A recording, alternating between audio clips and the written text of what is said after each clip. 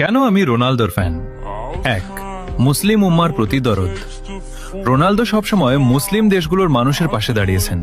Syria থেকে শুরু করে বিভিন্ন মুসলিম দেশে তিনি কোটি কোটি টাকা দান করেছেন। দুই, পরিচ্ছন্ন শরীর। সারা বিশ্বের বড় বড় স্টাররা স্টাইলের জন্য ট্যাটু করলেও রোনালদোর গায়ে কোনো ট্যাটু নেই, কারণ তিনি নিয়মিত রক্তদান করেন, আর ট্যাটু থাকলে রক্তদান করা কঠিন হয়ে যায়। মানুষের জীবন বাঁচানোই তার কাছে বড় স্টাইল। তিন, ফিলিস্তিনের পাশে থাকা। যখন বড় বড় সেলিব্রিটিরা চুপ থাকে, তখন রোনালদো বারবার ফিলিস্তিনের মজলুম মানুষের জন্য সাহায্য পাঠিয়েছেন এবং তাদের সমর্থন করেছেন। চার, নেশা মুক্ত জীবন। ছোটবেলায় নিজের বাবাকে মদ্যপানের কারণে হারাতে দেখেছিলেন বলে তিনি প্রতিজ্ঞা করেছিলেন জীবনে কখনো মদ বা নেশা ছুবেন না। আজ পর্যন্ত তিনি সেই কথা রেখেছেন।